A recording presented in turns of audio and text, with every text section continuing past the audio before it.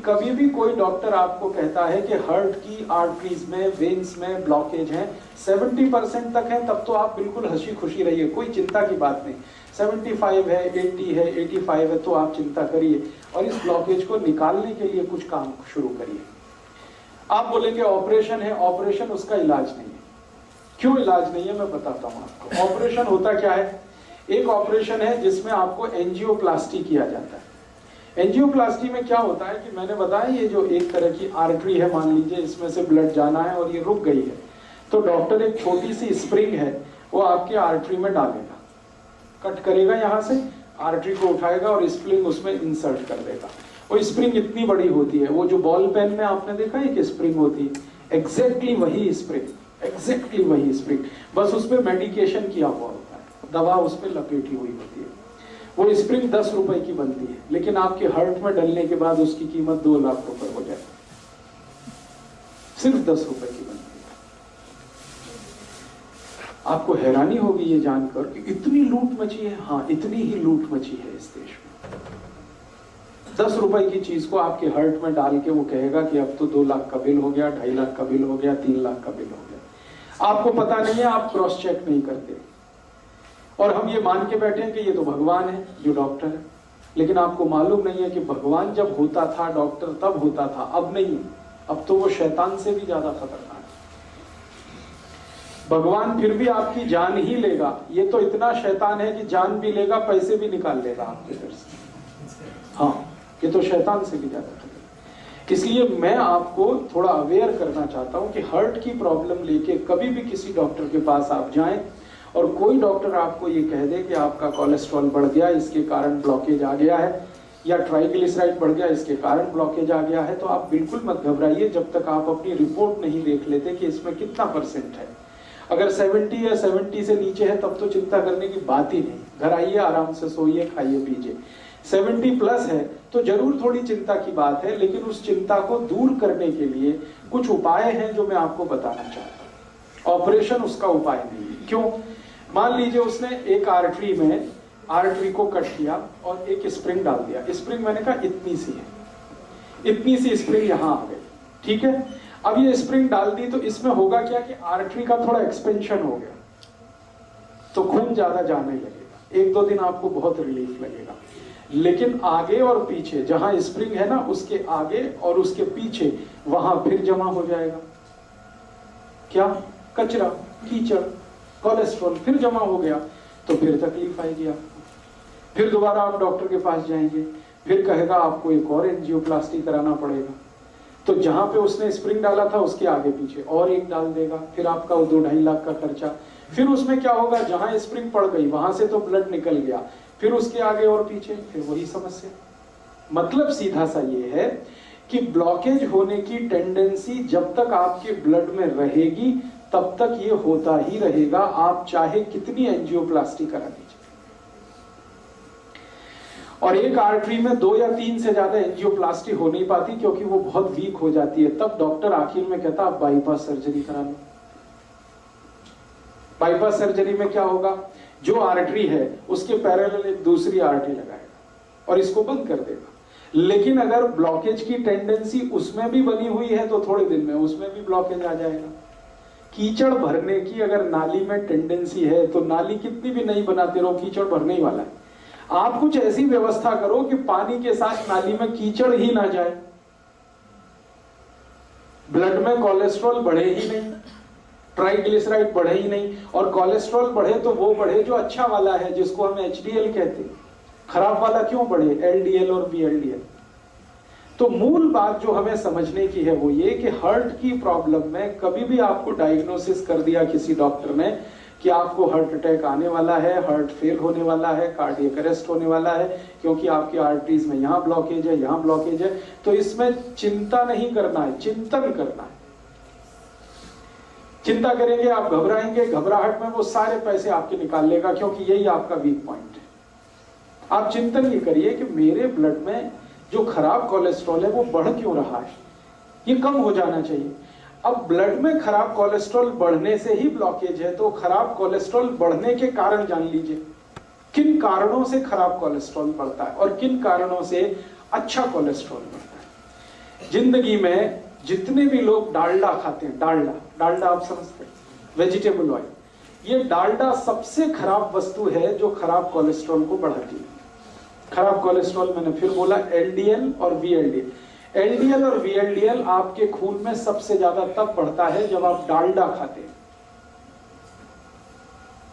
और refined oil खाते हैं और डबल रिफाइंड ऑयल खाते हैं, ट्रिपल रिफाइंड ऑयल खाते हैं। तो refined oil, double refined oil, triple refined oil, Dalda, ये 4 नाम हमेशा याद रखिए जो सबसे खतरनाक है आपकी जिंदगी के लिए। इनसे जुड़े हुए अगर प्रोडक्ट आपके घर में हैं, डालडा या डालडा का कोई भी प्रोडक्ट, XYZ ब्रांड नेम से आ सकता है। रिफाइंड ऑयल का कोई भी प्रोडक्ट XYZ नेम से आ सकता है, वो रुचि हो सकता है, वो सोया हो सकता है, वो गगन हो सकता है, वो पता नहीं क्या क्या नाम से हो सकता है। ये सब वो प्रोडक्ट हैं जो आपके शरीर में खराब कोलेस्ट्रॉल का निर्माण करते हैं। खराब माने LDL और VLDL, उसके कारण आपको ब्लॉकेज है। तो क्या करना चाहिए? इमीडिएट आपको फैसला करना चाहिए कि भाई हमारे घर में डालडा नहीं आएगा, हमारे घर में कोलेस्ट्रॉल खराब बढ़ाने वाला कोई भी प्रोडक्ट नहीं आएगा। तो डालडा हटा दीजिए, अपने भोजन से डालडा निकाल दीजिए और रिफाइंड ऑयल भी निकाल दीजिए, डबल रिफाइंड भी ऑयल निकाल दीजिए। तो रिफाइंड और डबल रिफाइंड और डालडा निकालते ही आपका कोलेस्ट्रॉल घटना शुरू हो जाए, इमीडिएट। और अगर आप चाहें तो 3 महीने ऐसा खाना खा के देख लीजिए जिसमें डालडा की 1 बूंद भी ना डाली गई हो और रिफाइंड और डबल रिफाइंड ऑयल ना इस्तेमाल किया गया हो। 3 महीने में वो डॉक्टर ही कह देगा अरे आपका तो बहुत कम हो गया LDL और VLDL। तो कारण आपको पता होना चाहिए। कारण सबसे बड़ा जो है बैड कोलेस्ट्रॉल, खराब कोलेस्ट्रॉल जो हार्ट अटैक लाता है, कार्डियक अरेस्ट लाता है, उसको लाने वाला जो प्रोडक्ट है, जो वस्तु है आपकी रसोई में, वो डालडा है, रिफाइंड ऑयल है, डबल रिफाइंड ऑयल है। अब आप उल्टा कहेंगे कि डॉक्टर तो सब बोलते हैं रिफाइंड ऑयल खाओ, हार्ट की प्रॉब्लम से बचना है तो डबल रिफाइंड खाओ और अच्छा है। डॉक्टर इसलिए बोलते हैं कि उनका आपस में एक दूसरे के साथ जबरदस्त कनेक्शन है। रिफाइंड और डबल रिफाइंड ऑयल बेचने वाली कंपनियों का डॉक्टरों के साथ कनेक्शन है। डॉक्टर उनका जितना भी प्रिस्क्रिप्शन करेंगे, कंपनियों का धंधा चलेगा, कंपनियों का धंधा चलेगा तो डॉक्टरों का भी धंधा चलेगा। लोग जितना ज्यादा रिफाइंड और डबल रिफाइंड खाएंगे उतना हार्ट अटैक आएगा, उतना हार्ट अटैक आएगा तो डॉक्टरों की भी चांदी है, कंपनियों की भी चांदी है। इसलिए आप विज्ञापन देखकर टेलीविजन पर कभी भी जिंदगी के बारे में फैसला मत करिए। टीवी पर ऐसे ऐसे विज्ञापन आते हैं, कोई पत्नी अपने पति के बारे में बात करती हुई कहती है कि इनको तो ये तकलीफ है तो मैं उसी दिन से सोया वनस्पति ऑयल ले आई, तो ये ऑयल ले आई, तो वो ऑयल ले आई। बस यही खतरनाक, क्योंकि एक भी विज्ञापन सच नहीं होता और सच विज्ञापन करने की उनकी कोई जवाबदारी नहीं है, क्योंकि सरकार ने उनको झूठ बोलने का लाइसेंस दिया है। एक भी विज्ञापन सच नहीं होता और सच बात विज्ञापन में बताई नहीं जाती। तो आप टीवी विज्ञापन देखकर कभी भी ये डिसाइड मत करिए कि हमारे घर में क्या लाना है क्या नहीं लाना है। वो ऑयल के बारे में है तब तो बहुत कॉशियस है। तो आप जैसे ही डालडा हटाएंगे, जैसे ही ये रिफाइंड और डबल रिफाइंड ऑयल हटाएंगे, 3 महीने आप देशी घी में खाना बना के खा लीजिए, देशी घी। आप देखेंगे आपका कोलेस्ट्रॉल कम होना शुरू हो जाएगा, ट्राइग्लिसराइड कम होना शुरू हो जाएगा। अब ये महत्व की बात है जो आपने कहा वो भी नकली है, तो असली बना लीजिए घर में। दूध आपके पास आता है, दही बना लीजिए, उसमें से मक्खन निकाल लीजिए, मक्खन को गर्म करके घी बना लीजिए, वो आपके घर में ही है। मेरा कहने का मतलब ये है कि आप घी के लिए देशी घी जितना ज्यादा खाएंगे बैड कोलेस्ट्रॉल उतना कम बनेगा, डालडा जितना खाएंगे बैड कोलेस्ट्रॉल उतना ज्यादा बनेगा, रिफाइंड और डबल रिफाइंड खाएंगे और ज्यादा। तो पहली बात अपने जीवन में याद रखिए कि हार्ट से जुड़ी हुई किसी भी प्रॉब्लम में तेल तुरंत बदल दीजिए। फिर आप बोलेंगे अच्छा डालडा छोड़ दिया, तो डालडा छोड़ के घी पे आ जाइए। और घी में मैं आपसे कह चुका हूं कि गाय का हो तो बहुत अच्छा है। गाय का घी जिस पर 12 साल मैंने रिसर्च किया है, 1 ग्राम भी कोलेस्ट्रॉल नहीं बढ़ने देता। गाय के घी में ऐसी तासीर है। हाँ मैं बताता हूँ, एक मिनट। गाय का घी 12 साल तो मैं रिसर्च कर लिया, हजारों साल हमारे ऋषि मुनियों ने रिसर्च कर लिया। गाय का घी 1 ग्राम भी कोलेस्ट्रॉल किसी का बढ़ने नहीं देता, कितना भी खा लें आप, 1 ग्राम भी नहीं बढ़ने देता। बढ़ने देता है जो घी वो भैंस का है। तो जिनको हार्ट की प्रॉब्लम है उनको भैंस का घी तो छोड़ ही देना अच्छा है, गाय का घी कहीं से अरेंज करना। अब आप बोलेंगे गाय नहीं है तो गाय लाइए, गौशाला है पटियाला में, वो गौशाला वालों से निवेदन करिए, वो देशी गाय पालेंगे, आपको घी भी देंगे, दूध भी मिलेगा। ये सारी समस्याओं का समाधान हम कर सकते हैं। बात जो मोटी समझने की है वो गाय के घी की है। दूसरी जानकारी कि आपके घर में तेल एकदम शुद्ध लाइए। ये जो रिफाइंड तेल है ना ये छोड़ दीजिए, शुद्ध तेल लाइए। शुद्ध तेल कैसा? सरसों आपके बाजार में मिलती है, सरसों लेके जाइए, तेल निकालने वाली मशीन को दीजिए कि भाई मेरा तेल निकाल के दो, तो जिस कंडीशन में वो तेल निकाल के देता वही शुद्ध है। ज्यादा से ज्यादा उसको फिल्टर करा लीजिए। एक फिल्टर्ड ऑयल आता है और एक रिफाइंड ऑयल आता है। रिफाइंड ऑयल गलती से भी मत लाइए, फिल्टर्ड लाइए। फिल्टर माने छान के, बस इतना ही है, उसमें कुछ केमिकल मिक्सिंग नहीं है। तो आप फिल्टर ऑयल लाएंगे, सरसों का लाएं तो, नारियल का लाएं तो, मूंगफली का लाएं तो, तिल का लाएं तो, जो तेल आप खाते हैं। वैसे आपके लिए सबसे अच्छा तेल सरसों का ही है, क्योंकि हम नॉर्थ बेल्ट में जितने भी लोग रहते हैं सबके लिए सरसों बहुत अच्छी है। तो सरसों का तेल तो सबसे ही अच्छा है, लेकिन कोई लोग ऐसे भी हैं जो नारियल का तेल खाते हो या मूंगफली का खाते हो या तिल का खाते हो, उनके लिए भी मेरा यही रिक्वेस्ट है कि शुद्ध तेल लाइए।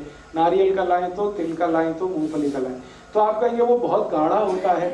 मैं आपको एक जीवन का ऐसा सच बताना चाहता हूं जो डॉक्टर जानता है लेकिन वो बताता है। तेल जितना गाढ़ा होगा उतना अच्छा, दूध जितना पतला होगा उतना अच्छा। तेल जितना गाढ़ा होगा उतना अच्छा, दूध जितना पतला होगा उतना अच्छा। अब पतला दूध आपको चाहिए तो वो गाय पे ही मिलेगा, भैंस का तो नहीं मिलेगा। और गाढ़ा तेल चाहिए तो शुद्ध तेल ही गाढ़ा होता है, रिफाइंड तेल तो बिल्कुल पानी के जैसा है। तेल को जब शुद्ध रूप में हम प्राप्त करते हैं, फिर इसको रिफाइन करने के लिए जो केमिकल्स मिक्स किए जाते हैं वो खतरनाक है हार्ट के लिए। वो सब हमारे एलडीएल और वीएलडीएल को बढ़ाने वाले हैं वो सारे। मेरे कुछ मित्र हैं जो डॉक्टर हैं, हार्ट स्पेशलिस्ट हैं, अलग अलग गांव में, माने अलग अलग शहरों में काम करते हैं। हम सबका एक ग्रुप है। हमने ग्रुप स्टडी किया पिछले 10 साल कि जिसके क्लिनिक में, जिसके पास भी हार्ट अटैक का पेशेंट आता है, ऑपरेट करने के पहले उसका पूरा हिस्ट्री लेना, तब ऑपरेशन करना। और हिस्ट्री में पहला ही सवाल हम पूछते हैं, तेल कौन सा खाते हो? तो 10 साल जितने भी मरीजों के बारे में हमने जानकारी इकट्ठी की, 90% मरीज वो थे जिनको हार्ट अटैक आया और रिफाइंड तेल खाते, और डबल रिफाइंड खाते, उनको और जल्दी आता है। और जो मरीज हमको आके बोलते हैं कि जी हम तो शुद्ध तेल खाते हैं, प्योर तेल खाते हैं, वो सिर्फ 10% ही है।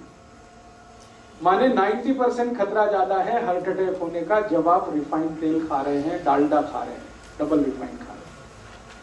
तो तेल बदल दीजिए, घी बदल दीजिए। डालडा की जगह देशी घी लाइए। देशी घी गाय का होगा तो बहुत अच्छा है, नहीं तो भैंस का ला रहे हैं तो मात्रा थोड़ी कम करिए, ज्यादा मत खाइए। जितना खा सकते, जितना पचा सकते हैं उतना ही खाइए। ये महत्व की बात है कि घी, देशी घी कभी भी गाय का होगा तो 1 ग्राम भी कोलेस्ट्रॉल नहीं बढ़ाएगा। इसमें आप बिल्कुल बेफिक्र रहिए, क्योंकि 10 साल मैं कर चुका हूं ये काम, और मुझसे पहले पुराने वैद्यों ने सैकड़ों साल ये काम करके देख लिया। हमारे पुराने जमाने का याद करिए, हमारे दादा दादी, नाना नानी आधा आधा कटोरी घी खाते, किसी को हार्ट अटैक नहीं था। हाँ, बस यही बात है महत्व की। मेहनत भी करते थे, खेत में जाते थे, हल चलाते थे, कुदाली चलाते थे, 10-10 किलोमीटर पैदल जाते थे, कंधे पर वजन रख के चले जाते थे, तो मेहनत उनकी होती थी। इसका मतलब ये है कि प्रॉब्लम जो है वो घी के साथ नहीं है, प्रॉब्लम आपके एटीट्यूड के साथ है कि आप अगर मेहनत कर रहे हैं तो घी बिल्कुल पचेगा, आपको चिंता मत करिए। आप कुछ भी मेहनत नहीं कर रहे हैं तो वही घी मारेगा फिर आपको। तो घी का कसूर नहीं है, कसूर आपका है। आप मेहनत नहीं करते, छोटे छोटे काम में भी हम मेहनत से अब चुराने लगे हैं अपना जी। ट्रैक्टर आ गया तब से तो और ज्यादा जी चुराना हमने शुरू कर दिया है।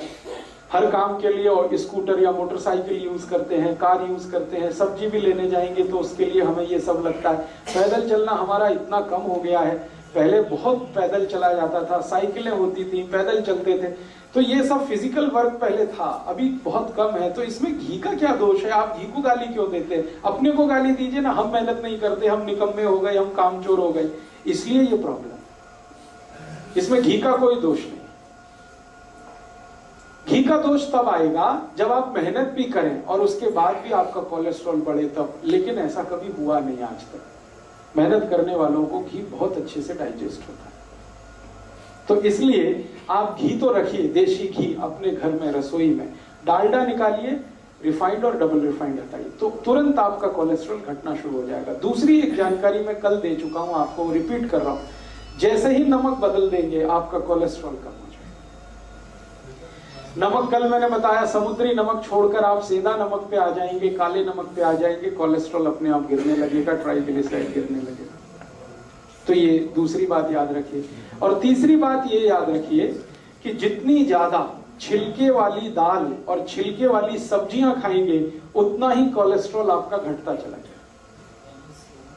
छिलके वाली दाल और छिलके वाली सब्जियां, जैसे लौकी है, तोरई है, टिंडा है, कद्दू है, करेला है, इन सब सब्जियों में हम छिलका उतारते हैं। ये मत उतारिए, छिलका उतारना बंद कर दीजिए, क्योंकि सब्जियों का सबसे ज्यादा प्रोटीन छिलके में है और फाइबर भी छिलके में। तो आप छिलके वाली सब्जियां खाइए। जिनको भी हार्ट की प्रॉब्लम है, ये सब बात उनके लिए हो रही है, सब के सब छिलके वाली सब्जियां खाएं। आलू भी छिलके के साथ खाएं तो अच्छा है, आलू का भी छिलका ना होता है। तो आप कहेंगे फिर स्वाद नहीं लगेगा, लगेगा। आलू को उबालें और उबालकर सब्जी में डालें, छिलका ना उतारें तो भी स्वाद लगे। तो आलू है, गोभी है, पत्ता गोभी है, या तो पत्ता गोभी और गोभी का जो छिलका समझते हैं, वो जो डंठल होते हैं, छोटे छोटे पीस काट के आपके सब्जी में रखिए, उनको बहुत काम की चीज है। जो आप निकाल देते हैं वो बहुत काम की चीज है। करेले का छिलका कभी मत उतारिए, लौकी का मत उतारिए, तोरई का मत उतारिए, कद्दू का मत उतारिए। ज्यादातर सब्जियां छिलके वाली खाना शुरू कर दीजिए, कोलेस्ट्रॉल अपने आप घटने लगेगा, खराब होगा। हाँ, मैं आपको वो भी बता दूंगा, आप उसकी चिंता मत करिए। छिलके वाली सब्जियां भरपूर खानी है, छिलके वाली दालें खानी है।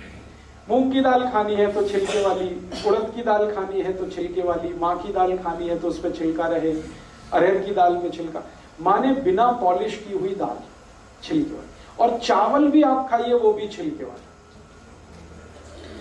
चावल एक आता है छिलके वाला, एक बिना छिलके वाला। जो छिलके वाला चावल है वो रेड कलर का होता है, हल्के से लाल रंग का होता है, उस पर पॉलिश नहीं होती।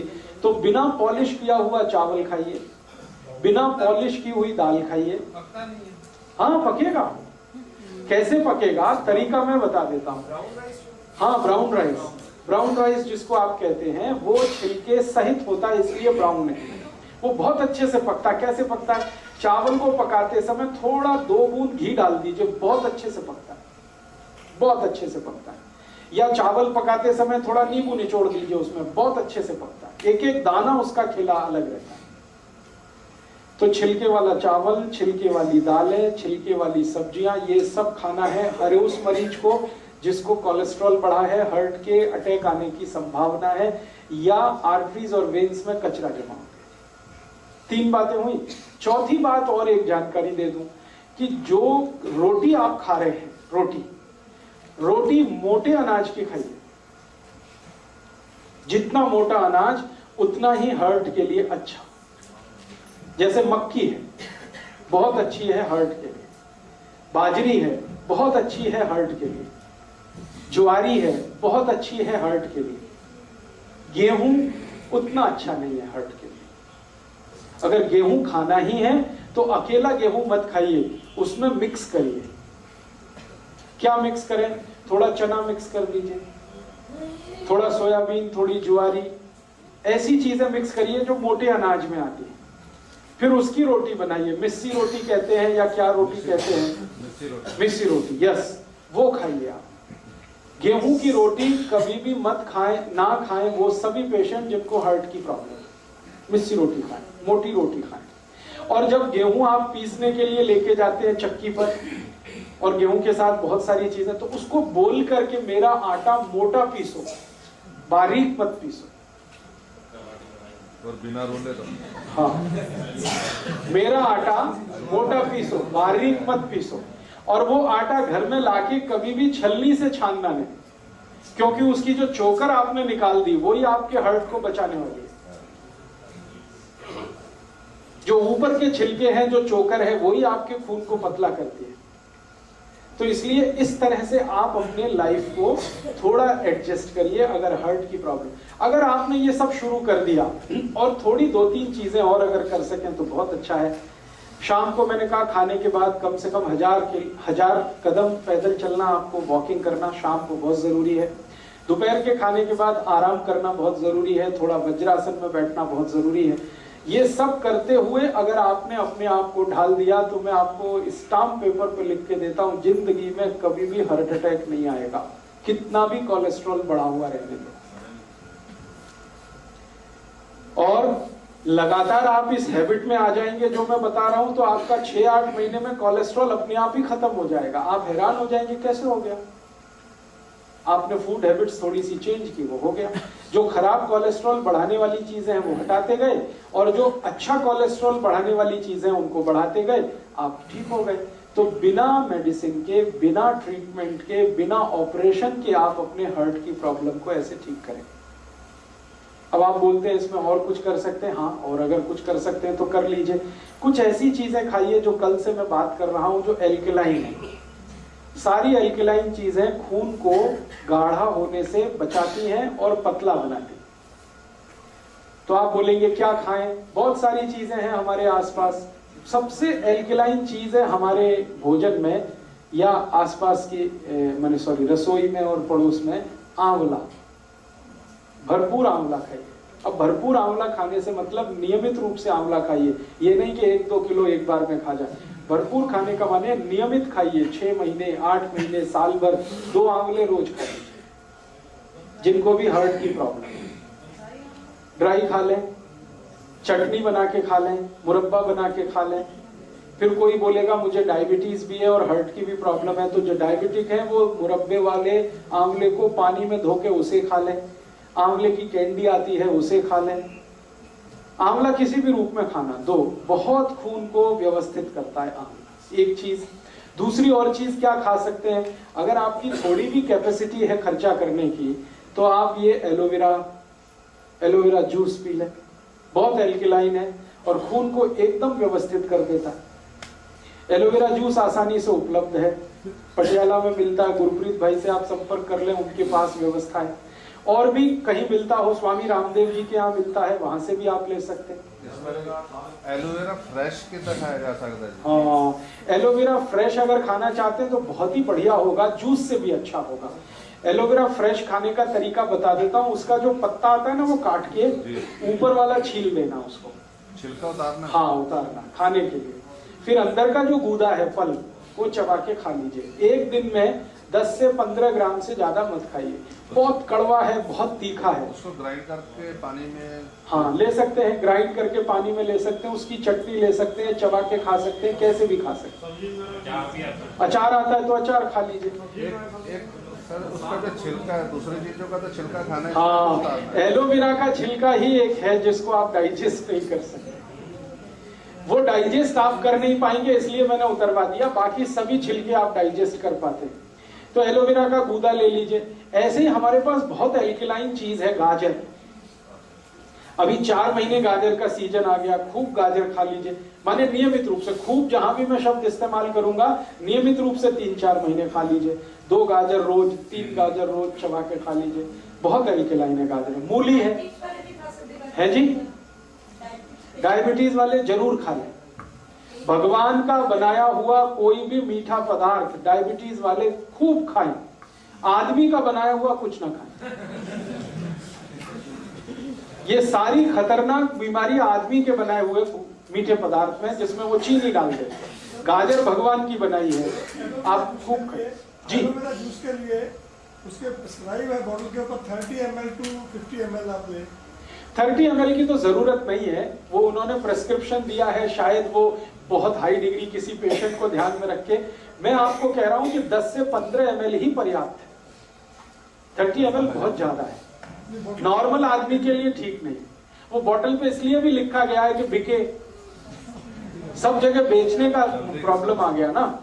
तो आपको तो मैं बता रहा हूं उस हिसाब से कि न्यूनतम दवा लेके या बिना किसी दवा के आप अपनी जिंदगी को कैसे मैनेज कर सकते। तो एल्कलाइन चीजें हैं, गाजर है, आंवला है, टमाटर है, पत्ता गोभी है, फिर बंद गोभी है, फिर ये आपके पास मूली है, फिर चौलाई है, फिर सरसों है जो आजकल साग के रूप में, ये सब एल्कलाइन है, सब हार्ट के लिए टॉनिक है ये सब। तो इन चीजों का इस्तेमाल करते हुए भोजन में देशी घी या तो शुद्ध तेल का इस्तेमाल करते हुए, नमक बदलते हुए आप चल पड़िए जिंदगी के रास्ते पर। एक बार अगर अटैक आ चुका है पुराने किसी समय में, दोबारा कभी नहीं आएगा। और जो भी ब्लॉकेज है वो बिना किसी दवा के अपने आप ही निकल जाएगा, क्योंकि बॉडी में ब्लॉकेज बनाने की टेंडेंसी है तो निकालने की भी टेंडेंसी है। दवा खाने की इसके लिए जरूरत नहीं है, मेडिसिन की इसके लिए बिल्कुल जरूरत नहीं है। अब एक आखिरी बात बता देता हूं, इमरजेंसी आ जाए, मान लो इमरजेंसी। इमरजेंसी क्या होती है? आपने जैसा मैंने कहा वैसे सब मैनेज किया आपने, ठीक है, और शायद कोलेस्ट्रॉल आपका इतना बढ़ा हुआ हो कि ब्लॉकेज 99% पहुंच गया हो। उस कंडीशन में उसको रिड्यूस होने में 6-8 महीने लगते हैं। इस बीच में कभी इमरजेंसी आ गई तो, इमरजेंसी माने अटैक ही आ गया मान लो, तो भी घबराइए मत। मैं आपको एक जानकारी देना चाहता हूं कि 99% पेशेंट में ऑटोमेटिक बाईपास होता है। भगवान ने ऐसी व्यवस्था बनाई है शरीर में, ऑटोमेटिक बाईपास होता है। डॉक्टर नहीं करता, खुद ही होता है। कैसे होता है? मान लो मैं थोड़ी देर फिर पुरानी बात पे आता हूं। ये एक आर्टरी है, ये पूरी तरह से बंद हो गई, अब इसमें से ब्लड सप्लाई नहीं हो रहा है। तो ये जो बंद हो गई ना, इसके पैरेलल एक खुली हुई आर्टरी रहती है हमेशा। हर एक आर्टरी के पैरेलल एक दूसरी है, हर एक वेन्स के पैरेलल एक दूसरी वेन है। वो उसी समय के लिए भगवान ने दे रखी है कि ये बंद हो जाए तो दूसरी अपने आप खुल जाएगी, ऑटोमेटिक बाईपास हो जाएगी। इसलिए घबराइए मत, डरिए। भगवान ने बहुत सुरक्षा बनाई है आपके लिए। अब जान के रखिए इस बात को कि हो सकता है ऑटोमेटिक बाईपास हो जाए और आप डॉक्टर के यहाँ एडमिट हो, डॉक्टर को भी मालूम है कि इनका बाईपास हो चुका है, फिर भी वो कहेगा कि आपको तो बाईपास करना है, तो वो यहाँ से काट के फिर सिल देगा और कहेगा मैंने बाईपास कर दिया, मुझे पैसे दे दो।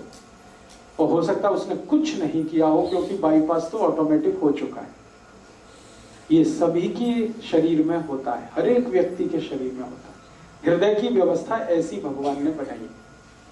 तो ऑटोमेटिक बाईपास 99% केसेस में होता है। 1% केस में नहीं हो पाता जब हार्ट फेल हो जाता है, उसी समय नहीं हो पाता। बाकी तो अटैक में तो होता ही है, इसलिए वहां भी ऑपरेशन की जरूरत नहीं है।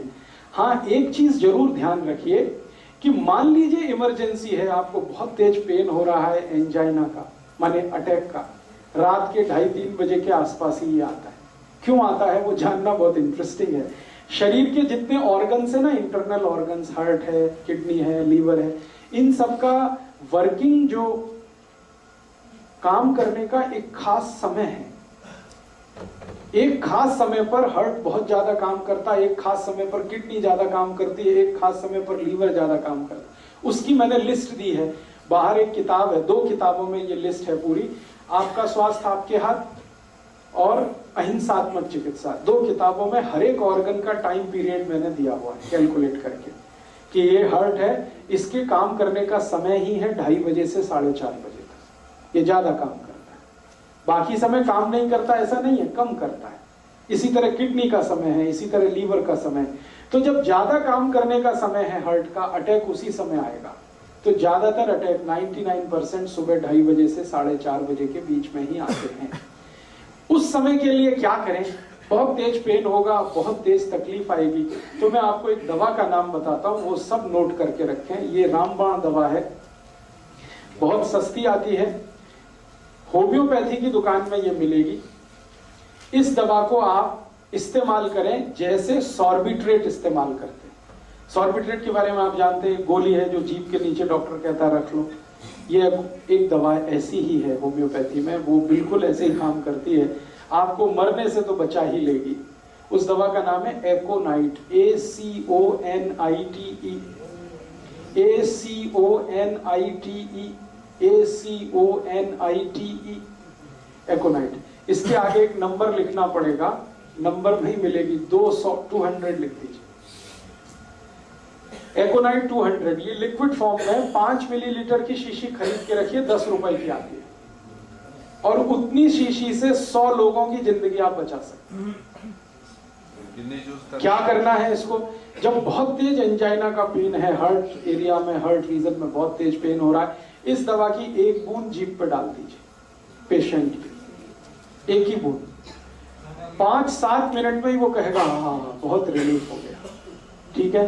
फिर एक और बूंद डाल दीजिए 5-7 मिनट के बाद, फिर कहेगा और रिलीफ हो गया, और एक बार डाल दीजिए। बस 3 बार डाल के छोड़ दीजिए और भूल जाइए, और उसको भी कह दीजिए कि तुम भी भूल जाओ, फिर कुछ प्रॉब्लम नहीं है। डॉक्टर के पास भी जाने की जरूरत नहीं है, एंजियोग्राफी भी कराने की जरूरत नहीं है। अगर आप कराना चाहें तो पैसे ही खर्च होने वाले हैं आपके, और कुछ उससे ज्यादा नहीं निकलेगा।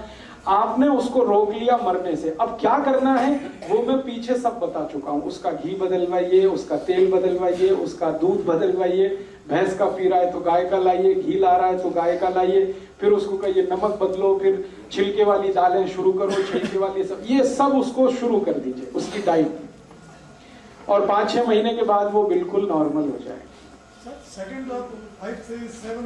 5 to 7 मिनट्स, एक ड्रॉप डाला 5 to 7 मिनट, दूसरा डाल दिया 5 to 7 मिनट, तीसरा डाल दिया, बस 3 ड्रॉप डाल के छोड़ दें।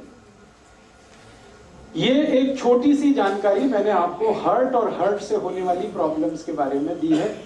अब एक आखिरी जानकारी और दे देता हूं कि हमारे रसोई घर में एक बहुत अच्छी मेडिसिन है जो इन सब काम को बड़े आसानी से करती है। हार्ट में अगर ब्लॉकेज आ गया तो उसको निकालेगी, कोलेस्ट्रॉल बढ़ गया है तो उसको घटाएगी, कचरा जमा हो गया खून में तो उसको साफ करेगी। उस मेडिसिन का नाम है मेथी दाना। मेथी दाना बारीक, ये जो मेथी दाना है पीला पीला होता है, खाने के बाद देखेंगे तो बहुत कसेला होता है, कड़वा होता है। ये बहुत अच्छा टॉनिक है हार्ट के लिए। मेथी दाना नियमित रूप से हर उस पेशेंट को देना है जिसको अटैक आने की संभावना है या आ चुका है। एकोनाइट तो दे ही दिया, वो तो उस समय के लिए बच गया, भगवान की दुआ हो गई उसके ऊपर, ऐसा समझ लो। हाँ, जो बारीक होता है वो काम का है, जो बड़ा वाला है वो अचार के काम का है। छोटा मेथी दाना वही काम का है। अब इसको खाना कैसे है, हर उस पेशेंट को ये देना पड़ेगा जिसको ब्लड में कोलेस्ट्रॉल ज्यादा है, ट्राइग्लिसराइड ज्यादा है, कचरा जमा हो गया, कीचड़ भर गया, उसको साफ करने के लिए 1 चम्मच छोटा वाला मेथी दाना 1 गिलास गर्म पानी में रात को रखना, रात भर उस पानी को रखना, सवेरे वो पानी सिप सिप करके पीना, क्योंकि पानी पीने का नियम जो बताया वो ध्यान रखना, और मेथी दाना चबा के खाना, बस इतना सा काम करना। नहीं, बिल्कुल नहीं। रात को गर्म पानी में 1 गिलास, कांच का गिलास रहना चाहिए, उसमें 1 छोटा चम्मच मेथी दाना, छोटा मेथी दाना वो डाल के रख दीजिए, रात भर रखा रहने दीजिए, सवेरे पानी को सिप सिप करके पी लीजिए और उस दाने को चबा के खा लीजिए। हाँ, डालते समय पानी गर्म जरूरी है। दोबारा पीते वक्त पानी गर्म करने की जरूरत है, क्योंकि वो मेथी से ही बहुत गर्म हो चुका है, तासीर बदल जाती है उस पानी की, रंग बदल जाता है, आप देखेंगे पानी पीला हो जाएगा। लगभग 3 से 4 महीने लगातार, 90 से 120 दिन लगातार। फिर क्या करना है, 90% केसेस तो इतने में ही ठीक हो जाते हैं, 90 से 120 दिन में, लेकिन 10% केसेस ज्यादा कॉम्प्लिकेटेड है तो उनको शायद ज्यादा चलाना पड़ेगा। तो मेथी दाने का एक नियम है, वो ये कि 90 से 100 दिन देने के बाद 15-20 दिन के लिए उसको ब्रेक दे दीजिए, 15-20 दिन के लिए, और फिर वापस 90 दिन चला सकते हैं। तो 2 बार से ज्यादा शायद रिपीट मैंने आज तक किसी पेशेंट को नहीं किया, 2 रिपीटिशन में ही सब क्लियर कर देता। अब मेथी दाने में कुछ ऐसे केमिकल्स हैं जो खून को बहुत अच्छे से साफ करते हैं। साफ माने खून में जो कीचड़ वाला हिस्सा है, बैड कोलेस्ट्रॉल, वो सब खत्म कर देते हैं मेथी दाने के केमिकल्स। तो ये हमारे रसोई की बहुत अच्छी एक दवा है। और एक अच्छी दवा बता देता हूं, इसी के साथ चाहे तो वो ले सकते हैं, नहीं तो ये या वो दोनों में से कोई एक ले सकते। स्वामी जी अक्सर वो आपको बताते हैं लौकी का रस, ये लौकी का रस भी वही काम करता है जो मेथी दाना करता है। लौकी का रस आप जानते हैं, छिलका नहीं उतारना, लौकी के छोटे टुकड़े करके कद्दूकस में पीस के उसमें या मिक्सर में पीस के रस निकाल लेना। उस रस में तुलसी पत्ता, धनिया पत्ता और पुदीना पत्ता, ये कम से कम 5 से 10 तीनों, 5 पत्ते धनिया, 5 पत्ता पुदीना, 5 पत्ता तुलसी, या 10 पत्ते धनिया, 10 पत्ता पुदीना, 10 पत्ते तुलसी, ये तीनों मिक्स करके चटनी बना के, चटनी माने उसमें कुछ मिलाना नहीं, खाली पीसना, पीस के उसको रस में मिलाना, लौकी के रस में।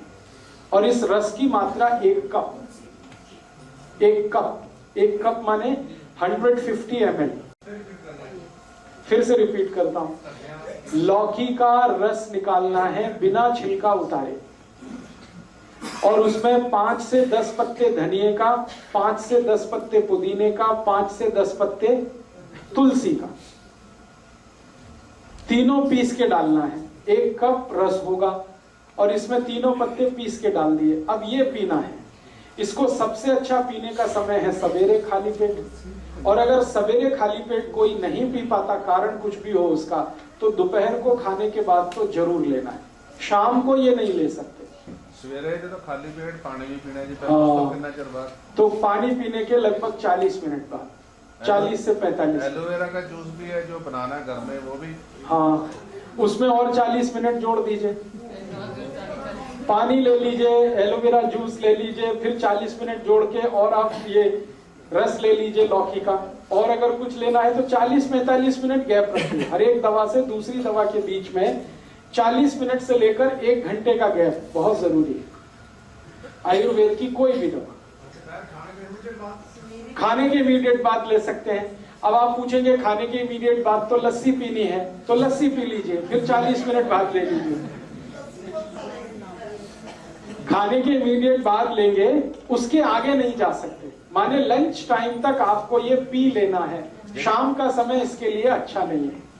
खाने तो बाद जी लस्सी है जी, और दही आ रही है रड़के आ रही मक्खन निकाल के। जिनको हार्ट की प्रॉब्लम नहीं है वो मक्खन ना निकाले, और जिनको हार्ट की प्रॉब्लम है वो मक्खन निकाल के। तो ये एक दवा मैंने बता दी। एक दवा हो गई मेथी दाना, हाँ हमेशा, हाँ पहले पानी, फिर एलोवेरा लेना है तो एलोवेरा, आंवला लेना है तो उसी के साथ एलोवेरा के साथ, फिर 40 मिनट 1 घंटे के बाद मेथी लेना है। इस तरह से आप शेड्यूल करिए। हर चीज का एक शेड्यूल, एक याद रखिए, लिक्विड चीज सबसे पहले, सॉलिड चीज उसके बाद। अब मेथी दाने में कुछ तो सॉलिड पार्ट है और एलोवेरा जूस में कुछ भी सॉलिड नहीं है, तो पहले लिक्विड बाद में सॉलिड, सवेरे का ये नियम। और 1-2 जब दवाएं बता देता हूं इसी तरह की जो काम में आएंगी हार्ट के लिए। आपको अपने ही रसोई में इसी तरह की और एक बहुत अच्छी दवा है, अर्जुन की छाल, वो भी बहुत एल्केलाइन है। इस अर्जुन की छाल का पाउडर आता है, आप उसको यूज करिए हार्ट के प्रॉब्लम के लिए, जिनको भी है कोलेस्ट्रॉल ज्यादा या ट्राइग्लिसराइड ज्यादा या खून में कीचड़ जमा है, जो मैंने बोला था। अर्जुन की छाल बाजार में मिलती है, 30-40 रुपए किलो है।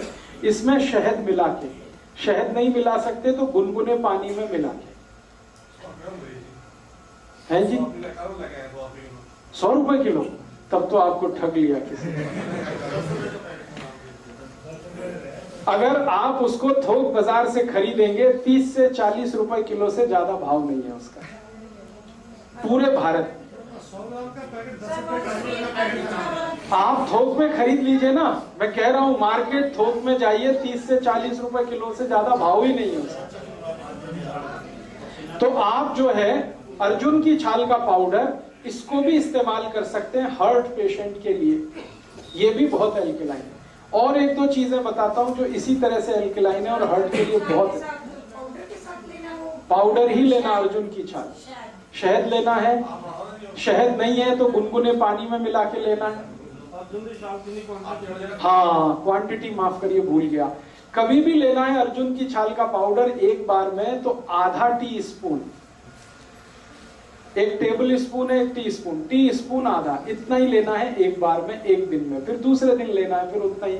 3 महीने लगातार आप इसे भी ले सकते हैं अर्जुन की छाल। और माफ करिएगा, ये जितनी चीजें बता रहा हूं ये सब ऑल्टरनेटिव के रूप में बता रहा हूं, एक साथ सब मत ले लेना। मैं आपको बता रहा हूं कि इतने ऑप्शंस आपके पास हैं। आपके पास लौकी है, आपके पास मेथी दाना है, आपके पास अर्जुन की छाल है, आपके पास आंवला है, आपके पास एलोवेरा है। इतने ऑप्शंस भगवान ने दिए हैं आपको। ये सभी ऑप्शनल और ऑल्टरनेटिव हैं। ये एक दूसरे के कॉम्प्लीमेंट्री नहीं है। ध्यान रखना कि इसके साथ ये ले लें, इसके साथ। कुछ लोगों को लगेगा जल्दी ठीक होना है तो सब ले लो एक साथ, तो उल्टा हो जाएगा। हाँ, इसलिए जितने पॉइंट्स मैं बता रहा हूं, या तो ये या तो ये या तो ये, और इसलिए ज्यादा बता रहा हूं कि आपको इस बात का आइडिया हो कि हम कितने रिच हैं। भारत कितना रिच है कि खाली रसोई में हार्ट को ट्रीट करने की कम से कम 20 दवाएं हैं जो दुनिया के किसी किचन में नहीं, वो हमारे यहां। तो हमारी रिचनेस का पता चले। और दूसरा, हमारे पुराने बुजुर्ग, दादा दादी, नाना नानी जो कहते रहे हैं, उस पर आपका भरोसा बढ़े, इसलिए ये सब इतनी बता। वरना एक बता के मैं छोड़ देता कि इतना ही काफी है।